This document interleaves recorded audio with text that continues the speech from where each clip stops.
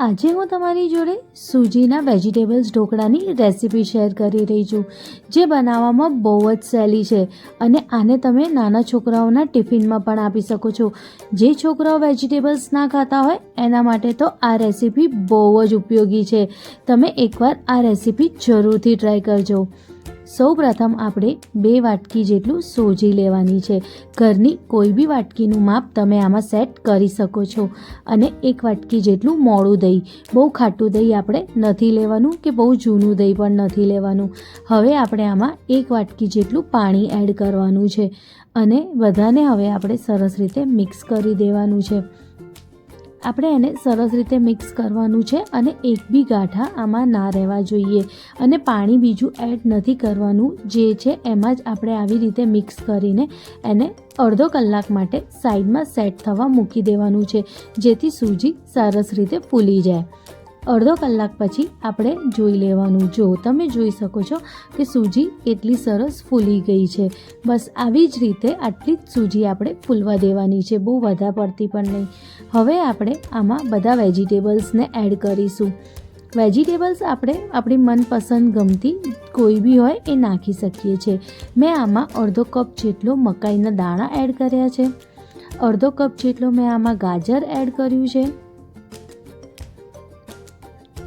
અડધી કપ જેટલી મેં આમાં ફણસી એડ કરી છે. તમે તમારા મનપસંદ કોઈ બી વેજીટેબલ્સ આમાં એડ કરી શકો છો. હવે મેં આમાં 1 ચમચી જેટલું આદું લસણ મરચાંની પેસ્ટ એડ કરી છે અને થોડું કોથમીર એડ કર્યું છે. હવે આમાં આપણે સ્વાદ મુજબ મીઠું એડ કરવાનું છે. મીઠું આપણે આપણા ટેસ્ટ પ્રમાણે આમાં એડ કરીશું અને હવે બધાને આપણે સરસ રીતે મિક્સ કરી દેવાનું છે.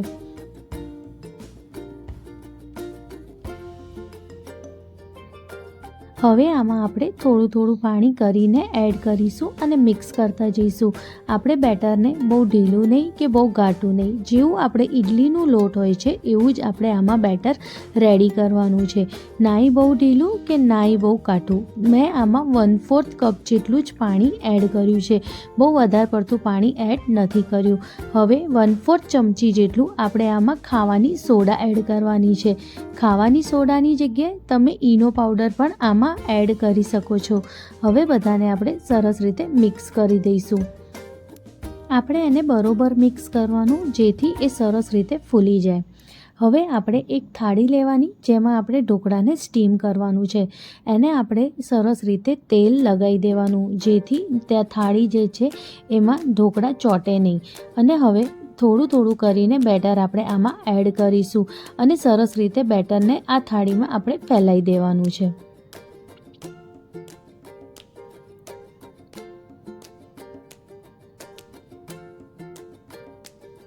બસ આવી જ રીતે આપણે, જો તમે જોઈ શકો છો વિડીયોમાં, આ કેવી રીતે મેં થાળીમાં બેટર ફેલાવી દીધું. બસ આવી જ રીતે આપણે બધી થાળીઓને રેડી કરી દેવાનું છે. હવે એક સ્ટીમરમાં આપણે એને સ્ટીમ કરી દેવાનું. આ ખાલી ફક્ત આપણે 10 મિનિટ માટે જ સ્ટીમ કરવાનું છે, એ બી મીડિયમ ફ્લેમ ઉપર. બહુ હાઈ ફ્લેમ ઉપર આને આપણે સ્ટીમ નથી કરવાનું. અને 10 જ મિનિટમાં આપણા ઢોકળા બનીને રેડી થઈ જાય છે. તમે જોઈ શકો છો કે ફક્ત 10 જ મિનિટમાં કેટલા સરસ સૂજીના વેજીટેબલ ઢોકળા બનીને રેડી થઈ ગયા છે. ચેક કરી લેવાનું કે એમાં કાચા છે કે થઈ ગયા છે. તમે જોઈ શકો છો કે ટૂથસ્ટિક કેટલી ચોખ્ખી છે, એનું મતલબ કે ઢોકળા થઈ ગયા છે. હવે આપણે એને બરોબર ઠંડુ કરવા દેવાનું. ઠંડુ થઈ જાય પછી આપણે એને સરસ રીતે આવી રીતે કાપી લેવાનું. તમે જે શેપમાં કાપવા માંગતા હો એ શેપમાં તમે કાપી શકો છો. બસ આવી જ રીતે આપણે એને કાપી લેવાના છે. પણ એ ખાસ કરીને ધ્યાન રાખવાનું, ઠંડા થાય પછી જ આપણે એમાં કાપા મૂકવાના છે, એ પહેલાં કાપા નથી મૂકવાના. જો કેટલા સરસ વેજીટેબલ ઢોકળા બનીને રેડી થયા છે. તમે આને આમનેમ બી ખાઈ શકો છો વઘાર્યા વગરના. અગર તમે ડાયટ ઉપર હો તો તમારા માટે આ વઘાર્યા વગરના ઢોકળા બહુ જ સારા. તમે જોઈ શકો છો કે કેટલી સારી જાળી બી પડી છે અને કેટલા સરસ ફૂલી પણ ગયા છે. અગર તમે બહુ ઓઇલી ના ખાવા માંગતા હો તો આવી જ રીતે બાફેલા પણ તમે આને ખાઈ શકો છો, કાં તો 1 ચમચી જેટલું તેલમાં પણ વઘારી શકો છો. પણ મેં અહીંયા આને એકદમ ક્રિસ્પી કર્યા છે, એ બી તેલમાં શેકીને, જેનાથી આનો ટેસ્ટ બહુ જ મસ્ત આવે છે. આપણે સૌપ્રથમ એક પેન લેવાનું છે. એમાં આપણે 4 થી 5 ચમચા જેટલું તેલ લેવાનું છે અને જે ઢોકળા છે સોજીના એને આપણે આવી રીતે તેલમાં મૂકી દેવાના છે અને આવી રીતે ગોઠવી દેવાના છે સરસ રીતે. બસ આવી જ રીતે આપણે એને બે બાજુ શેકી લેવાનું છે. જ્યારે આપણે એને શેકીએ છીએ ત્યારે એનો ટેસ્ટ બહુ જ સુપર્બ આવે છે અને છોકરાઓને તો ખરેખર બહુ જ ગમે છે. મારા ઘરમાં તો આ ઢોકળા બધાના બહુ જ ફેવરેટ છે. તમે પણ આવી રીતે એકવાર સોજીના વેજીટેબલ ઢોકળાને જરૂરથી ટ્રાય કરજો અને ખરેખર તમારા ઘરમાં નાના કે મોટા બધાને આ રેસીપી જરૂરથી ગમશે. અને તમને આ મારી આ રેસીપી ગમે તો તમે એને લાઈક, શેર અને કમેન્ટ જરૂરથી કરજો અને તમારા દોસ્તો સાથે પણ જરૂરથી શેર કરજો.